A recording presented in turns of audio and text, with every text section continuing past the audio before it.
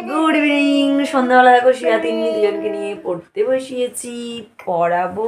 এখনো পড়ানো শুরু হয়নি, পড়াবো একটু পরে পড়াবো। পরীক্ষা তো হয়ে গেছে, ওই জন্য চাপ কম।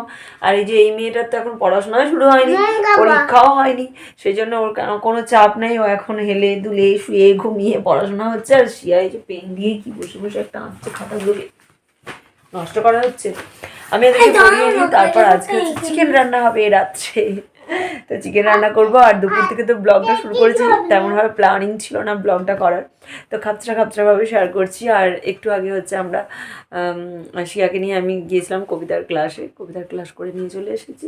আসার পর খাওয়া দাওয়া করে এখন পড়াচ্ছি, তো আমি এদেরকে পড়িয়ে নিয়ে আসছি। হ্যালো বন্ধুরা, good evening, welcome back to my channel Anupama real স্টোরিতে আমার সমস্ত বন্ধুদের অনেক অনেক স্বাগত, প্রচুর ভালোবাসা জানি। আজকে ব্লগটা একদম সন্ধ্যা থেকে শুরু করেছি। মেয়েদেরকে পড়াচ্ছিলাম, তোমরা দেখতেই পেলে। আর এখন মেয়েদেরকে পড়িয়ে আমি চলে এসেছি রান্নাঘরে। যে সমস্ত বাসনগুলো সকাল থেকে ধোয়া হয়েছিল, সকালের দুপুরে সমস্ত বাসন আমি এখন খাঁচার মধ্যে গোছগাছ করে রেখে দেবো। আর আজকে রান্না করব চিকেন। তো তোমরা আমার ব্লগটা সঙ্গে থাকো, দেখতে থাকো। আশা করছি তোমাদের আজকের ব্লগ ভীষণ ভালো লাগবে। আর চিকেন রান্না করবো বলে সকালে চিকেনটা নিয়ে এসেছিলো, ফ্রিজে রেখেছিলাম, দেখো বের করে নিয়েছি। আদা পেস্ট দিয়ে দিলাম। দেখো আদা বাটার সময় না দেখবে আদার গিট অনেক রয়ে যায়, সেগুলো আমি আগে থেকে তুলে ফেলে দিই, নাহলে মাংস খাওয়ার সময় মুখে লাগলে আবার বিচ্ছিরি খেতে লাগে। আর এখানে টমেটো আর রসুন পেঁয়াজ তিনটে একসাথে পেস্ট করে নিয়েছিলাম। আর এখানে দেখো ধনে পাতা দিলাম বাটা। ধনে পাতা বাটার পরিমাণটা অনেকটাই বেশি দিলাম, যাতে করে চিকেনের ফ্লেভারটা একদম অন্য রকম খেতে লাগে। কোনো মধ্যবিত্ত বাড়িতে বন্ধুরা চিকেনটাই কিন্তু বেশি হয়, মটন কিন্তু খুব একটা হয় না। তোমরা যারা আমার ডেলি ব্লগ দেখো তোমরা তো জানো আমাদের চিকেনটাই বেশি হয়। আর সেই জন্য আমি চেষ্টা করি চিকেনটা একটু নতুনভাবে রান্না করে মেয়েদের মুখের সামনে দেওয়ার, তা নাহলে তো একঘেয়েমি লেগে যাবে, খেতে চাইবে না। আর এখানে দেখো নুন দিলাম, হলুদ দিলাম, 1 চামচের মতো জিরে গুঁড়ো দিয়েছি, আর হচ্ছে সর্ষের তেল দিয়ে ভালো করে মাখিয়ে নিচ্ছি। ম্যারিনেট করে মোটামুটি আমি আধ ঘন্টার মতো রেখে দেবো। আর ধনে পাতা বাটাটা দেওয়ার জন্য বন্ধুরা জলের পরিমাণটা একটু বেশি হয়ে গেছে, মানে ধনে পাতাটা যেহেতু বেশি তরল, ওই জন্য। আর দেখো কেমন চিকেনটা লাগছে, পুরো সবুজ কালার লাগছে। কালারটা অন্যরকম লাগছে, তাহলে তো বুঝতেই পারছো তার টেস্টটা কিন্তু একদম অন্যরকম। তো এখানে এখন চিকেনটা ম্যারিনেট করা থাক 15 মিনিটের মতো। আর এখানে আমি রান্নার জোগাড়যন্ত্রগুলো একটু করে নিচ্ছি। আর জানালাটা খুলে দিলাম, শীতকালের জন্য জানালা বন্ধ করেই হচ্ছে রান্নাবান্না করি, আমাকে ঠান্ডা লাগে প্রচণ্ড, জানো তো। কিন্তু চিকেন রান্না হবে, গ্যাসটা হয়ে যাবে রান্নাঘরটা, ওই জন্য আমি জানালাটা খুলে দিলাম। আর আমি তার সঙ্গে দেখো আটাটা বের করে রাখবো। কি হয় বলো তো, এই রান্না করতে করতে না আটা যদি না বের করে রাখি, আমি না ভুলেই যাই যে আমাকে আটা মানে রুটি করতে হবে বলে, ওই জন্য আমি আটাটা বের করে আগে থেকে রেখে দিলাম। রান্নার জোগাড়যন্ত্র করে নিচ্ছি, আর আলুগুলো ভেজে নিচ্ছি, পেঁয়াজগুলো ভেজে নেব। তা করতে করতে মিনিট 15 মতো ম্যারিনেট করে রাখা হয়ে যাবে চিকেনটা, তাই না? ওই জন্য দেখো এগুলো আগে করে নিলাম। এখানে দেখো আলুগুলো লাল করে হলুদ আর নুন দিয়ে ভেজে তুলে নিয়েছি ওই কড়াতেই। আর একটু বেশি পরিমাণে তেল দিয়ে দিলাম, দিয়ে পেঁয়াজ কুচিগুলো ভেজে নিচ্ছি। হ্যাঁ, আমি হচ্ছে অর্ধেক পেঁয়াজ বেটে নিয়েছিলাম ওই রসুনের সাথে, রসুন টমেটো আর ধনে পাতার সাথে অর্ধেক পেঁয়াজ হচ্ছে বেটে নিলাম, চিকেনে যতটুকু পেঁয়াজ দেওয়ার ছিল। এইবার দেখো পেঁয়াজগুলো ভাজা হয়ে যেতেই আমি হচ্ছে ম্যারিনেট করা চিকেনটা কড়ার মধ্যে দিয়ে দিলাম। আর কড়ার মধ্যে দেওয়ার সাথে সাথেই যেহেতু চিকেনটা ফ্রিজে ছিল, এতটা পরিমাণে জল বেরিয়েছে কি আর বলবো। গ্যাসটা হাই ফ্লেমে দেওয়ার পরেও প্রচণ্ড জল বেরোচ্ছিল। তো ওখানে চিকেনটা হচ্ছে, আমি দেখো এখানে সবজি কাটতে বসে গেলাম। ভাবছো না যে আবার সবজি কাটতে বসে, কেন চিকেন রান্না করছে রাত্রে, তো আমি একটা করে মানে রেসিপি করি। সবজি কাটতে বসে তার কারণ হচ্ছে পরের দিন সকালে ঘুম থেকে উঠেই তো আমাকে রান্না বসাতে হয়। আর যদি সবজিটা আমি রাত্রের দিকে কেটে রাখি, তাহলে কি আমরা তো শীতকালে বেলা তো বিছানা থেকে উঠতে একটু লেট হয়েই যায়। বিছানা থেকে উঠে ব্রাশ ট্রাশ করে নিজে ফ্রেশ হয়ে জামা টামা পরতে না অনেকটা লেট হয়ে যায়। আর সবজিটা কাটা থাকলে কী হয়, চট করে রান্নাটা বসিয়ে দেওয়া যায়, তাহলে তোমার দাদাভাইকে টাইম মতো আমি ভাতটা দিতে পারি। ওই জন্য রাত্রে সবজিটা কেটে রাখলাম। আর দেখো চিকেনটা তো হচ্ছিলো, হাই ফ্লেমেই দেওয়া ছিল, মাঝে মধ্যে একটু নাড়া দিচ্ছিলাম। দেখো কতটা জল বেরিয়েছে, আরও অনেকটা জল বেরিয়েছিল, অনেকটা জল তো টেনে নিল। তো এরকমভাবেই দেখো আস্তে আস্তে আমি চিকেনটা কষে নেব। তার সাথে আমি যে সমস্ত সবজিগুলো কাটলাম, মানে পরের দিন সকালে যা রান্নাবান্না হবে সমস্ত সবজিগুলো কেটেছি সেগুলো তো ধুয়ে রাখতে হবে। আর আলুর যে কোনো রেসিপি থাকলে দেখবে আলুটা সঙ্গে সঙ্গে ধুয়ে রাখতে হয়।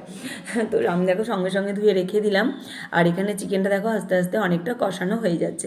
বাড়ির সকলের চাহিদা মেটাতে বন্ধুরা এমন হয় দেখবে এক একদিন এক একটা রেসিপি আমার কাছেও নতুন হয়ে যায়, তোমাদেরকে দেখানোর জন্য তোমাদের কাছেও বেশ নতুন হয়ে যায়। তো তিন্নি এখানে কি বলছি, রান্না করছি? কিচ্ছু রান্না করছি না তো আজকে আমি। এই বাবা, কই তোমার জিপটা দেখি কোথায় যাচ্ছ? দেখো দেখো, ও দেখবে কি রান্না করছি, দেখবে দেখবে ও। ও বাবা গো, টুল নিয়ে আসছো কেন? আমার বেসিনে দেখো কত বাসন পড়ে গেছে, ধুতে হবে। মাংসটা কষানো হয়েই এসেছে, একদম পুরোপুরি কষানো হলে জল দিয়ে সেদ্ধ করতে দিয়ে আটাটা মাখবো, আটাটা মেখে বাসনগুলো ধুয়ে নেবার নিয়ে দেখো। ও বাবা, ওকে একটু রান্না করতে দিতে হবে, করো রান্না করো। ও বাবা, ও গ্যাসটা কমিয়ে দিই, গ্যাসটা কমিয়ে দিই, না করো রান্না করো। ও রান্না করছে দেখো তিন্নি, ও দারুণ টেস্টি হবে আজকে, তিন্নি রান্না করে দিচ্ছে। হ্যাঁ মজা করে খাবে, কই দেখি দেখি দেখি, আর হাত দিও না বাবা, ছাকা লাগে। ও বাবা, জিভটা টেনে দেবো, জিভটা টেনে দেবো। ও বাবা, টিভি দেখতে যাচ্ছি, শিয়ার পরীক্ষা হয়ে যেত, ওর বাবা হচ্ছে টিভিটা চালু করে দিয়েছে, ওই জন্য ওদের দেখতে পাচ্ছিল না এতক্ষণ। এতক্ষণ হচ্ছে ওরা টিভি দেখছিল।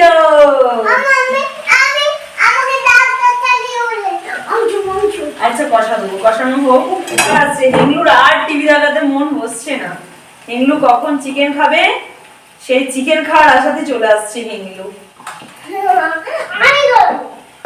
ও বাবা, ও করবে ও করবে। আচ্ছা ঠিক আছে, এটা এটা মিশিয়ে দিই, তারপর তুমি করবে, ঠিক আছে?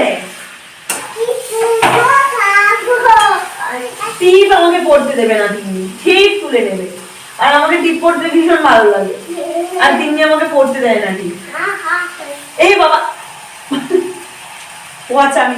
আমার দুই মেয়েই বন্ধুরা চিকেন খেতে এতটা ভালোবাসে আমি তোমাদেরকে বলে বোঝাতে পারবো না।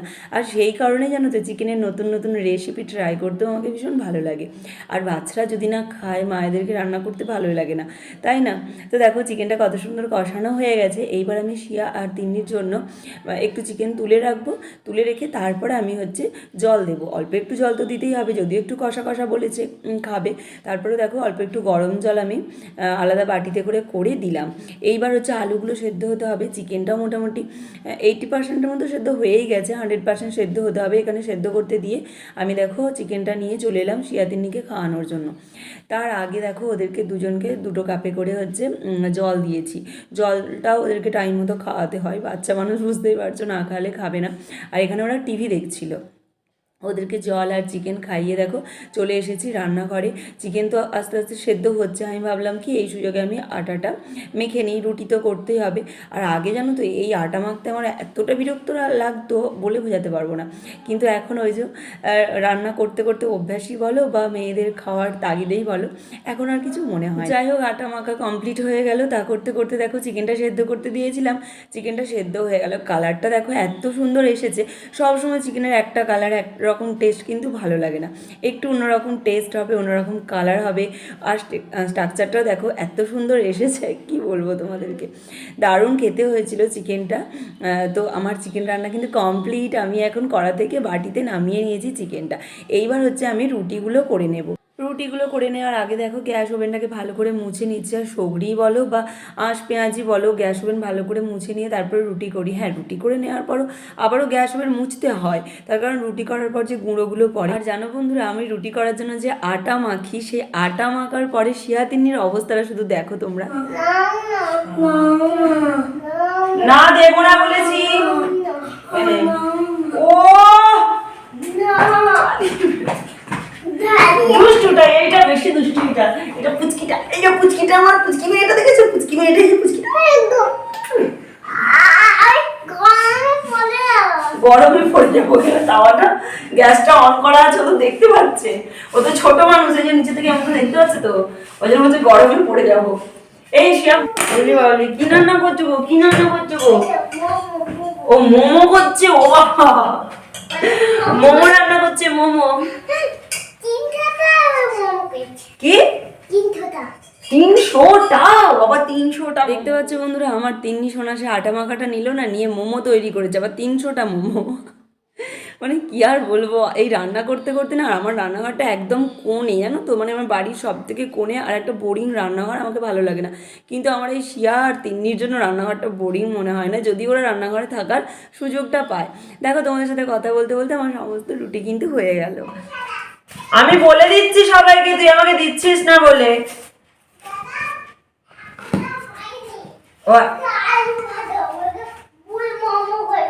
হ্যাঁ, ভুল মোমো করে ফেলেছে। কেন, কি ভুল হলো? রুটিগুলো ভরছে। আমি যে কি ভুলটা কি হলো, ভুল মোমো করে ফেলেছে, এখনো হয়নি ওর।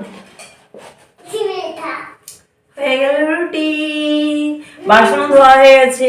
এই দেখো এখানে বাসনগুলো ধুয়ে রেখেছি, যে দেখতে পাচ্ছ সবুজ ডাব্বাটায় সমস্ত বাসন ধুয়ে রেখেছি।